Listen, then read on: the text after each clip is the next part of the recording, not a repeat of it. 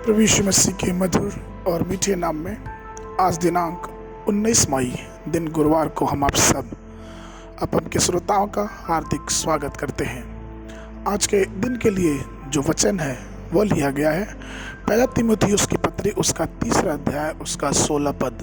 वचन कहता है, और इसमें संदेह नहीं कि भक्ति का भेद गंभीर है, अर्थात वह जो शरीर में प्रकट हुआ, आत्मा में धर्मी ठहरा, स्वर्गदूतों को दिखाई दिया, अन्य जातियों में उसका प्रचार हुआ, जगत में उस पर विश्वास किया गया और महिमा में ऊपर उठाया गया। प्रभु में मेरे प्रिय लोगों, इस आधुनिक युग में हम देखते हैं कि झूठे धोखेबाज कई प्रकार के मनुष्य ऊंचे पदों पे विराजमान हैं। हम ईश्वरीय व्यक्ति को भी देखते हैं कि वो किस प्रकार से लोगों के उपहास का, लोगों की मजाक का कारण बनते जा रहे हैं। पागलों की तरह दुनिया ईश्वर की श्रेष्ठता का मजाक उड़ाती है, लेकिन पवित्र शास्त्र कहता है कि भक्ति महान और श्रेष्ठ है। भक्ति को श्रेष्ठ क्यों माना जाता है? पवित्र शास्त्र भजन संहिता उसके 4 उसके 3 पद में कहता है कि यह जान रखो कि यहोवा ने भक्त को अपने लिए अलग कर रखा है। जब मैं यहोवा को पुकारूंगा तब वह सुन लेगा।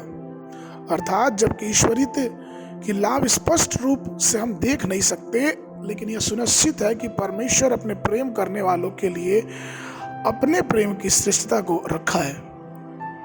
एक ईसाई अधिकारी था जो धूम्रपान करता था, रिश्वत लेता था, न्याय करने के लिए अलग अलग प्रकार की घूसखोरी करता था, और जिस उसके कार्यों से यीशु मसीह के नाम को बहुत बदनामी होती थी। एक दिन उसे रिश्वत लेते हुए रंगे हाथ पकड़ लिया गया, उसकी नौकरी जाती रही, और जब उसकी नौकरी चली गई तो उसके इस कार्य के अनुसार उसके पूरे परिवार की बहुत स्थिति बुरी हो गई। उस परिवार के पास अब खाने को कुछ नहीं बचा, और कई ऐसा हुआ कि उसके बच्चे बुरी आत्माओं के शिकार बन गए और बुरी बातों में लिपट गए। प्रभु के लोगों, मैं आपको बता दूं कि हमें परमेश्वर की भक्ति कभी छोड़ना नहीं चाहिए। नियमित समय प्रार्थना करना चाहिए, क्योंकि हम और आपको पता होना चाहिए कि परमेश्वर की भक्ति हमारे जीवनों को एक श्रेष्ठता की तरफ लेके जा सकती है। परमेश्वर का भय मानना ही हमारी भक्ति की रक्षा करता है। कुलुस्सियों की पत्री उसके 3 अध्याय 16-17 पद वचन कहता है, मसीह के वचन को अपने हृदय में अधिकाई से बसने दो और सिद्ध ज्ञान सहित एक दूसरे को सिखाओ और चिताओ, और अपने मन में अनुग्रह के साथ परमेश्वर के लिए भजन और स्तुति गान और आत्मिक गीत गाओ, और वचन से या काम से जो कुछ भी करो सब प्रभु यीशु के नाम से करो, और उसके द्वारा परमेश्वर पिता का धन्यवाद करो। हो सकता है कई बार हम जब भक्ति करते हैं, कई बार जब हम प्रभु की भक्ति में और भी आगे बढ़ते हैं, तो हम मजाक और हम उपहास का शिकार बन सकते हैं। कई बार लोग हमारी भक्ति को एक अलग प्रकार की नज़र से देखते हैं, ये हो सकता है। कई बार लोग हमें पागल के रूप में स्वीकार करें, लेकिन मैं आपको बताऊं कि जब तक हम भक्ति नहीं करेंगे तब तक परमेश्वर की श्रेष्ठता, परमेश्वर का अनुग्रह और परमेश्वर हमारे शत्रुओं को हमसे नीचे नहीं करेगा।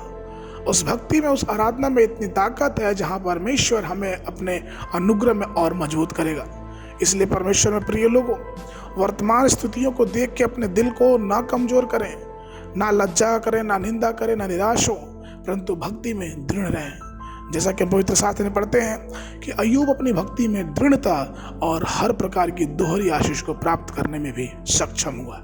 तो आइए हम परमेश्वर की भक्ति की श्रेष्ठता को समझें और उसकी भक्ति में दिन प्रतिदिन लौलीन रहें। आज के मनन के लिए जो पद है वो लिया गया है इफिसियों की पत्री उसका 4 अध्याय उसका 29 पद। कोई गंदी बात तुम्हारे मुंह से ना निकले, पर आवश्यकता के अनुसार वही जो उन्नति के लिए उत्तम हो, ताकि उससे सुनने वाले पर अनुग्रह हो। बाइबल अध्ययन के लिए सुबह के समय पहला इतिहास की पुस्तक उसका 7 से लेकर 9 अध्याय तक, संध्या के समय यूहन्ना सुसमाचार उसका 22 पद से लेकर 44 पद तक। परमेश्वर आप सबको बहुत आशीष दे।